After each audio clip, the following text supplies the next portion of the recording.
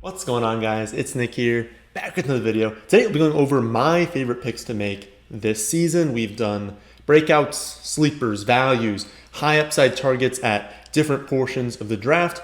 This video will simply be my favorite picks to make across all positions, not only taking ADP into account, but also draft strategy.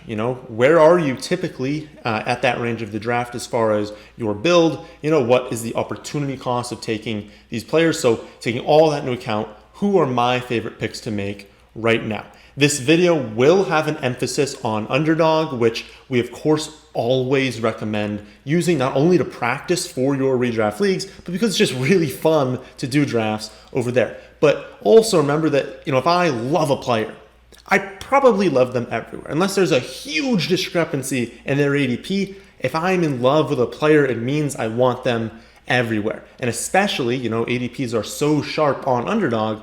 Let's be honest, if you're using a major platform and I love someone on Underdog, they're probably an even better value over there. So we're going to get into my list in a second, but first, of course, have to start things off as usual, the stat of the day. Yesterday's stat was Waller and Kelsey led all tight ends in receiving yards from week 9 on last season. I asked you guys, or I guess dare ask you guys, who was third. The answer was Logan Thomas. Mohamed Aiyuk was the first to get that right on YouTube, and at Aliclipsar was the first to get that right on Twitter. Today's stat: among wide receivers with 1,000 receiving yards, or at least 1,000 receiving yards last season, who had the fewest receptions? All right, so let's go over my favorite picks. Now, if you remember, my favorite draft strategy this season, especially on Underdog, but really on any platform, is the anchor running back strategy. That is when you have a top 4 pick, you are able to take one of the top 4 running backs, Christian McCaffrey, Dalvin Cook, and then it depends on what your format is, if you're taking Derrick Henry or you're taking Alvin Kamara. But taking one of those and then just abandoning running back for a long time, maybe grabbing elite tight ends. As you'll see in today's video, I'm going to list someone who's not one of the top 3, but maybe grabbing elite tight end, hammering out wide receivers, maybe taking a quarterback in the middle rounds, before then going back to running back late. Because of that, each of the top 4 running backs has to make this list. I'm not actually going to break them down or dive into that any further because you already know those 4 I just listed are awesome. I just want to remind everyone that if you do have a top 4 pick and you're not in Superflex, if you're not in 1.5 tight end, so every tight end gets 1.5 points for every catch, like some leagues do that. If you're just in a generic standard half PPR league, which is what 99% of you are in, the first 4 picks are in at least some order: McCaffrey, Cook, Henry, Kamara. And I definitely want to be doing that just with how you can approach the rest of your draft. Again, not in Superflex necessarily, not in 1.5 PPR for tight ends, but for every other league format, you're making one of those top picks. Aside from those top 4, my favorite pick in these first 2 rounds at the running back position is Jonathan Taylor right now. Now, I honestly, and this is the crazy part, I couldn't have even said that before the injury to Carson Wentz. You're like, Nick, that makes absolutely no sense. The situation's worse. It is. But he was currently, or I guess he used to be going, as a top, I would say he was going anywhere from 6 to 8. It kind of depended on the platform. On Underdog, typically it's been right in that range of the video I went over maybe a week ago. It was right in with Kelsey, Zeke, Jonathan Taylor, and Adams. It was kind of that grouping. But now that we have this Carson Wentz injury, he's currently going 15th on average on Underdog, but he's been falling into the late 2nd round. I have seen him go in the 3rd round. Some people have sent me images of that. People are scared, right? And if you're seeing him go in the late 2nd round, that is completely absurd. I fully understand, again, not taking him 5th overall. You're not doing that at this point. But think about this offense. Think about what they're going to do now that they don't have, or potentially, we don't even know. It's possible Carson Wentz starts the season healthy. I would call that unlikely. Just listening to reports from the organization, they want to make sure he's 100%. So I guess he could technically be 100% to start the season. That's just unlikely. I would personally game plan for like a month, like give or take like a week or two. In that like 1 month stretch, we're probably going to have Eason as the quarterback of the Colts during that time. And if that's the case, yes, the Colts are not going to be as good of a team, and especially losing Quentin Nelson, yeah, they're going to be worse. But his ADP is tanking, and that's not what should happen. It's been abundantly clear throughout camp that Jonathan Taylor is going to have a massive role in this offense and is going to be especially the focal point during the time that Carson Wentz misses. He's going to be less efficient, but we're not overly concerned about efficiency when you're going to be amongst the league lead in touches, right? I care about efficiency when you're only getting 12 touches a week. It's like, well, yeah, you better be efficient with that because you're not getting that many touches, which probably means you're not getting that many touchdowns. But when I know someone is going to have 20 to 25 carries a week with 100% of the goal line work plus involvement through the air, I don't really care if they're going to be slightly less efficient for like 3 to 5 games, right? And especially because when are those games happening? Well, those games are happening when your team is at full strength, when you don't have buys. Like, your team's going to be solid for this first month, and you don't need those wins as much. You obviously would like to win. But if Jonathan Taylor is going to drop like 3 points per game during the first 3 to 5 weeks, and then he's going to explode down the stretch and give you what we thought was going to be top 7 overall value, and you're getting that in the back half of the second round, well, now what are you doing? You're pretty sure you can build a strong enough team because Jonathan Taylor is still going to be incredible. I think that's the point, is that you can still build an incredible team, win while Carson Wentz is out, and then when the games matter the most, down the stretch into the fantasy playoffs, now you've got Carson Wentz, you've got this offense locked and loaded. And if it's the end of the second round, did you just pair, Dalvin Cook with Jonathan Taylor? And now you've got 2 running backs that every week are getting like 25 touches with all of the goal line work, and you're having running back 1, running back 2 scoring like 25 points. Like, I'm saying this is the upside. Obviously, Jonathan Taylor could bust this season, right? Every player could bust. But the odds that a player bust goes down significantly when they're getting all of the touches. And I understand that Hines is there and Mack is there, but if you've watched anything throughout camp, if you've listened to anything this team has said, it's Jonathan Taylor. They're going to feature the offense around him again, especially when Wentz is out. They're not going to throw the ball as much, so even though they're not going to score as much, touchdown upside is less there, he's going to have all the goal line work, so he still has touchdown upside, but then he's going to have so many carries that it's going to make up for the offense being less efficient. So I still think he's a fantastic pick, and yet people are very scared, and he's dropping to a range where you're unlocking so much upside. Because in that part of the draft, even if it's the mid-second, so let's say we love it in the late second because we can pair him with a top 5 or top 4 running back. So now you have a top 4 running back, Jonathan Taylor, who's going to end up being like a top 7 back when it's all said and done. And then you get to take maybe Darren Waller, maybe Kittle, maybe you attack a wide receiver, you're getting like a Metcalf, a Justin Jefferson, someone like that. That's a really nice way to start off your draft. You can still take an elite quarterback when it comes around to your next turn. So that's a fantastic start. Or maybe you say, okay, if he's going in the mid-second round, well, now did I start off with like Kelsey and Jonathan Taylor, or like Adams and Jonathan Taylor? It unlocks a potential where maybe you don't start off with a running back because you think Jonathan Taylor can be there in the second round. So it just, him being there and having as much upside as he has and as much safety as I think that he has, it shouldn't be going in the second round. It shouldn't be going in like the late second round, which it is at times. So Jonathan Taylor, the running back that I'm most excited about in these like early portions of the draft. If we move on, a little bit later in the draft, 2 more players that I have to consider my favorite picks are Josh Allen and Kyler Murray.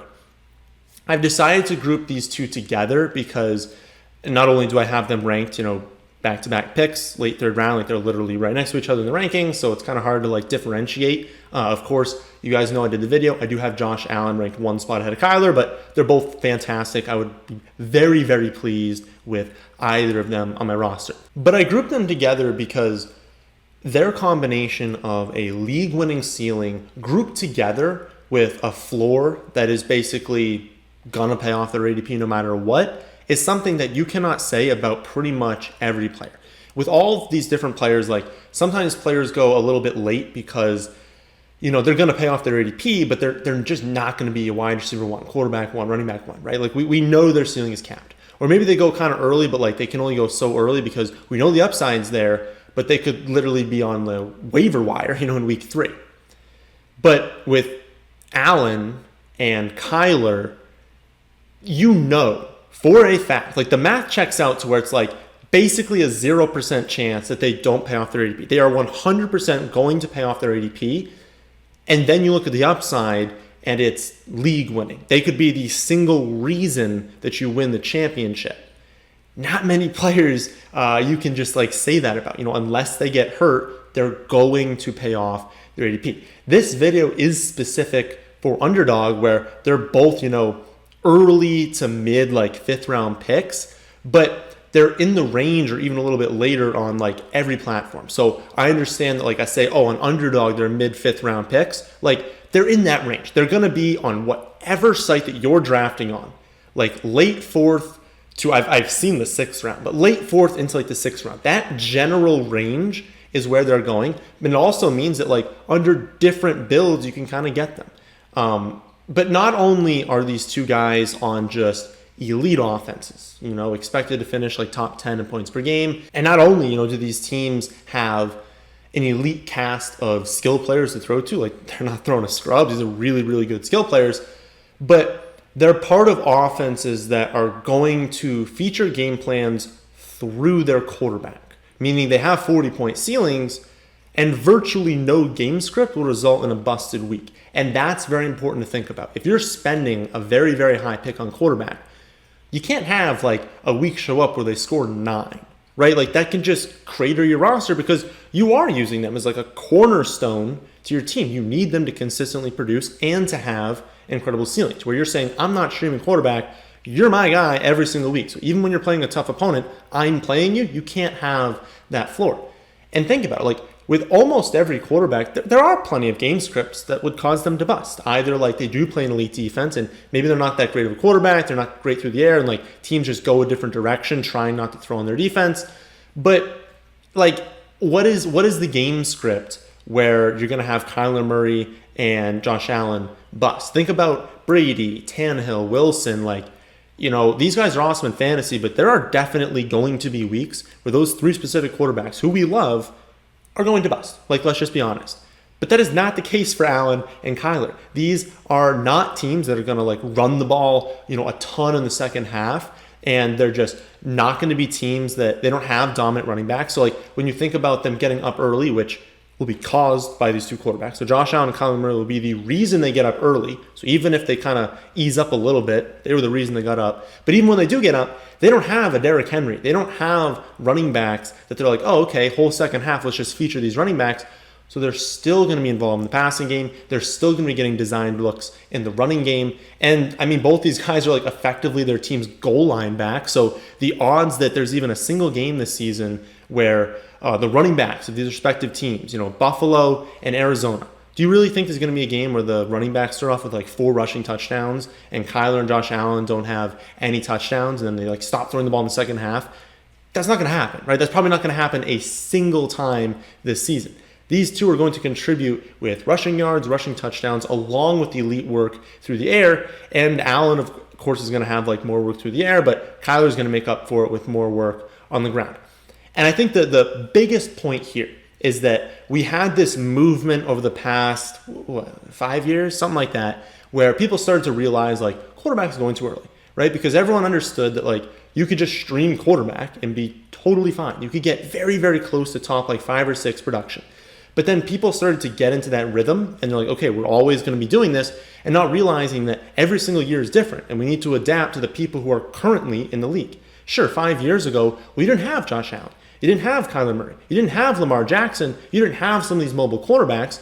And so sure, we'd have like an elite few quarterbacks, but then this huge range of guys that it's like, well, why don't I just stream, right?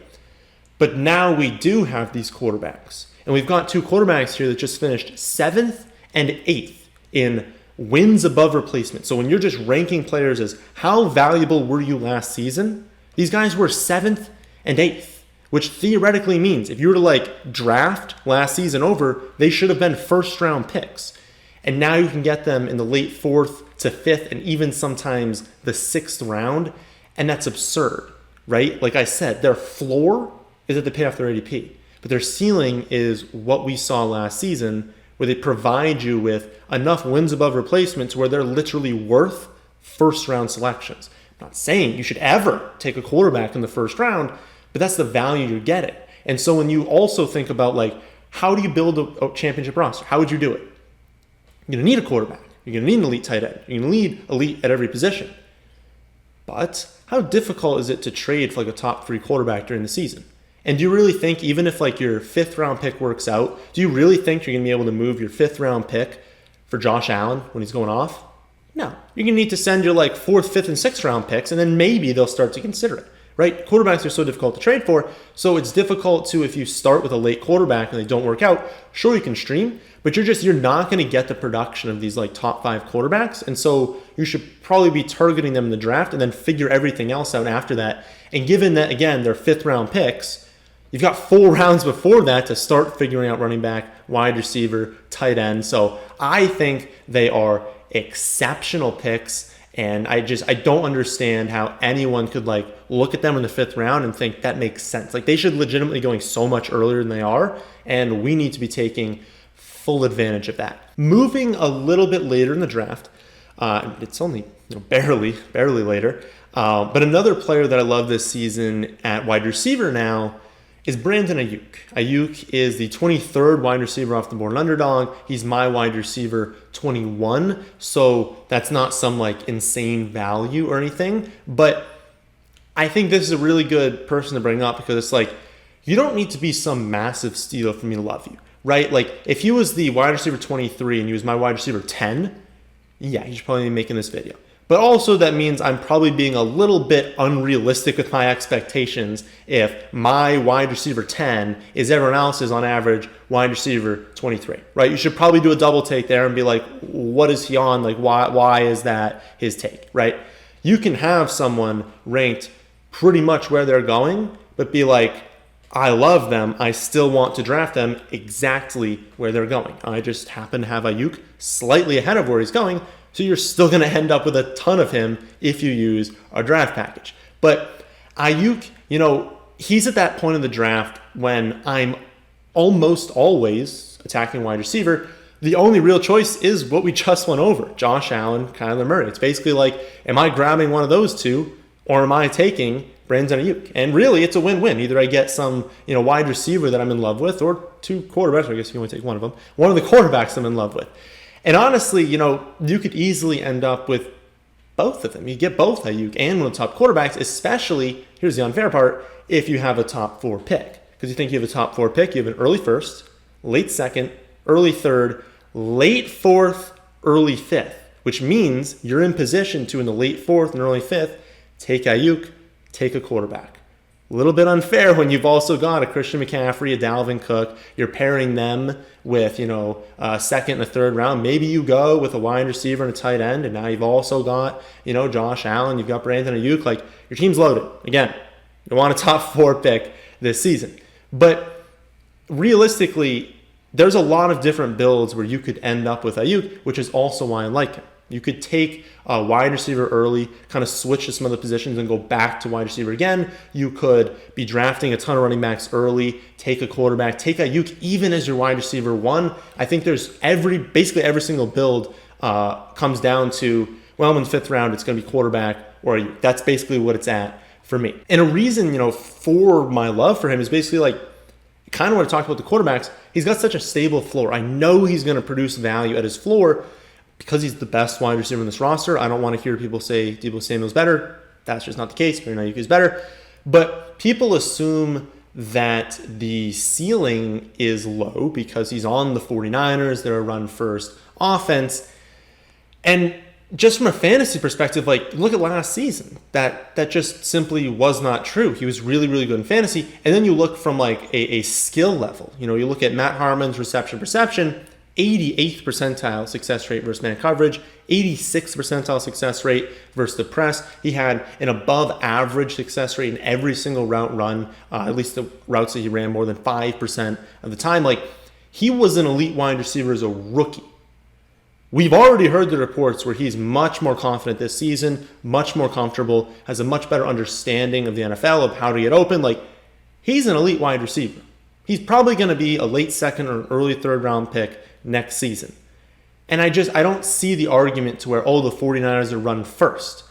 Yeah, they're going to be really efficient though, right? I'd rather be on a run first team with a very efficient passing game as opposed to a team that throws the ball more but has a garbage quarterback, and like most of these pass attempts are either going incomplete or there's no upside to them. They're not scoring touchdowns also. Like, it's a great offense. It's going to be an efficient offense. And I don't even care for him who the quarterback's going to be. Sure, Jimmy G can start off for a little bit. We already know Trey Lance is going to take over at some point, but I don't even care if I draft Aiyuk. Jimmy G can play as long as he wants. He's going to be peppering him with targets. Lance will come in, I think, as an upgrade. He's going to continue peppering him with targets. Like, I don't care who the quarterback is. This is a safe pick. It's one that has a ton of upside. And it's one that we're going to look at, I promise you, next season and be like, how were we able to get Brandon Aiyuk in the 5th round? The 5th round. He is a 2nd or a 3rd round pick next season. I promise you. And again, if you're drafting an underdog, remember how we like to draft. Maybe you've taken 2 running backs to start off. You've gone with an elite wide receiver in the 3rd round. If you're in this 4th and 5th round range, going quarterback and Aiyuk or Aiyuk and quarterback, it's such a dominant start to your draft. And he fits so many different builds that I don't understand not liking him. Moving back a little bit more in the draft, we come to the tight end position. Now, you guys know I want the big 3. I want Kelce, Waller, Kittle in that order. But if I miss out on them, Logan Thomas is set up to just explode this season. Every single report out of camp has been positive about Thomas. They just gave him 3 years, $24 million, which makes him the 8th highest paid tight end in terms of annual salary. He's coming off a season where he had 72 receptions, 670 yards, 6 touchdowns. Might not sound like a lot, but it's a lot for a tight end. He finished 9th and 5th in half and full PPR points per game, respectively. We know for a fact that Fitz is going to be an upgrade over what they had last season, and we have to think that they're going to play faster this season, especially because their offense will be good, right? You think that, the offense will be good, so they're going to play slower because they'll be up in games and they'll be able to play slowly in the second half. But think about how you would operate this team if you're Washington. Last season, their offense was like fine, but they knew their quarterback play was bad, and they knew their defense was elite. So you want to slow down the game. You want to force teams to make mistakes against your defense. You want to keep it low scoring, and you want your offense to not be put in too many situations where they'll make mistakes. Play the game field battle, how your defense is going to keep limiting teams. Take a good field position, take your points, play slow. This season, their offense is so good that now they're going to be like, okay, let's give our offense a ton of chances. We believe in them now. We want them out there.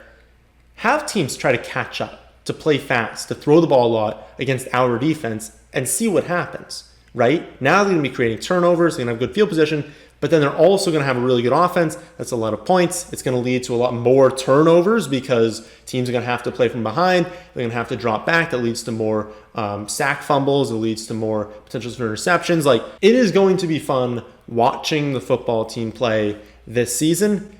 And Logan Thomas is going to be a big reason why. As per Scott Barrett, Logan Thomas ran the 9th most routes of any receiver last season, so not among tight ends, any receiver. He had 2 fewer routes run than Stephon Diggs, significantly more than Kelce, Waller, Hawkinson, and obviously Kittle, because he missed half the season due to injury. Logan Thomas is going to run as many routes as any tight end in the league this season, and he's going to be a massive red zone threat. He just has extremely high upside now that their quarterback situation is stable.